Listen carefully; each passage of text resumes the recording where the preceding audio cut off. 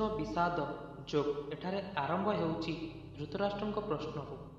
से एठी जानिया पई चाहुचंती युद्धरे कौन घटुछि, तांको पुत्र दुर्योधन एवं तांको सेना कौन करुचंती, ता सहित पंडुपुत्र एवं तांको सेना कौन करुचंती।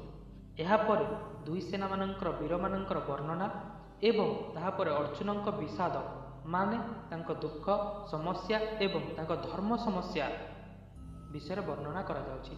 आसंतु सुनिबा अर्जुन विषाद जोग अध्याय 1 श्लोक 1। धृतराष्ट्र उवाच धर्म क्षेत्रे कुरुक्षेत्रे समवेतायुश्चव मामकाः पांडवाश्चैव किम कुरुवत संजय।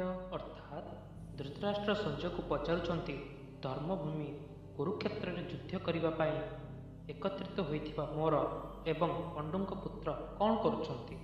धृतराष्ट्र जानिया पाई चाहुचंती युद्ध क्षेत्र में कौन घटुछि। धृतराष्ट्र अंध थिले, देखि पारु नथिले, किंतु से केवल आखिरु अंध थिले, मन एवं मस्तिष्करु नुहे।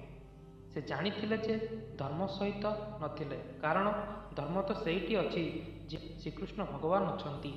निज पुत्र मुहरे से शांति को छाड़ी युद्ध को आपणाई थिले, किंतु से जानिथिले जे ए युद्ध रे जितिबा एते सहज नुहे।